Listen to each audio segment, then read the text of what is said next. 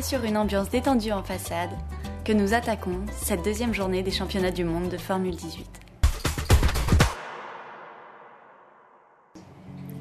Hier, sur le plan d'eau, les bateaux ne se sont pas fait de cadeaux.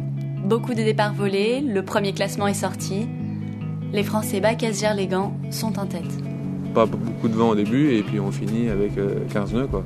Où là il faut utiliser 100% de la puissance du bateau, quoi. Le plateau est vraiment extrêmement élevé, donc il va falloir vraiment s'accrocher, ça va pas être facile du tout, hein. On aime bien le petit temps, on aime bien la brise et on a travaillé dans ce sens-là justement pour avoir un jeu de voile qui soit polyvalent. Je pense qu'il va y avoir des journées très très dures de petit temps là, et dans le petit temps c'est long, le bateau va pas vite et c'est très difficile nerveusement. Il n'y a pas besoin de gagner de manche pour gagner un championnat, quoi. C'est ça qui est important en fait, c'est celui qui fait le moins d'erreurs qui gagne. La journée commence tranquillement sous le soleil breton en ce deuxième jour du mondial. Les équipages sont prêts, mais le vent se fait attendre. Pour patienter, on soigne le matériel, les coureurs, la tension monte, mais toujours dans la bonne humeur.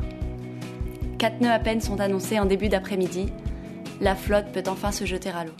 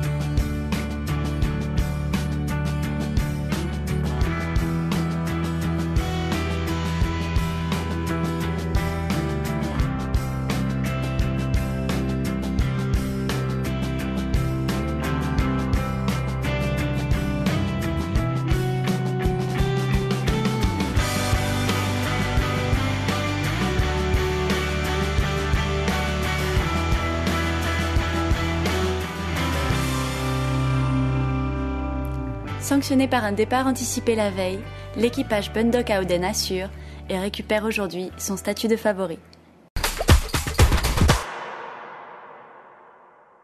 Chacun d'entre nous, pour le groupe France en tout cas, on navigue aussi dans des projets professionnels multicoques, comme j'ai fait avec Groupama l'année dernière.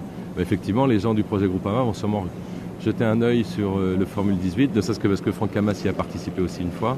Pour ce qui est vraiment de gérer la barre, l'action de barrer, c'est-à-dire abattre le fait, faire circuler le bateau dans les vagues et dans le vent, il n'y a rien de très différent, si ce n'est l'adaptation à l'échelle du bateau, à l'inertie de ses mouvements, à la nécessaire adaptation à la force du vent, anticiper, l'anticipation, parce que ce n'est pas des bateaux.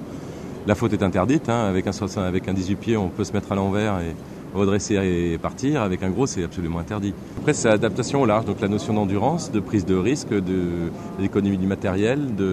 Effectivement, faut pas, on dit dans ces cas-là, faut pas être trop fougueux, quoi. Voilà, mon premier bateau qui m'a fait complètement vibrer, c'était un Dart 18 que j'ai eu à 15 ans.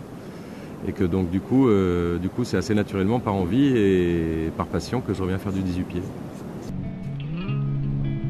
C'est un peu la pagaille sur les départs, il y a du monde, il faut trouver sa place. Effectivement, c'est un groupe de bateaux qui était monté assez haut, donc du coup, soit on décide de ne pas prendre de départ, en pariant qu'il y a un rappel général, soit on se met avec eux pour essayer de sauver la possibilité d'avoir du vent frais, quoi. Donc on est monté avec le groupe et puis on s'est fait avoir. On fait avancer les parties du jeu.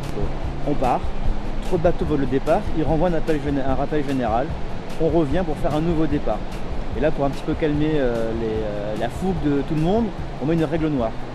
Cette règle noire dit que tous les bateaux qui volent seront notés et seront disqualifiés pour la manche. Donc voilà, nous on s'est fait avoir et retour sur la plage pour bricoler un peu sur le bateau.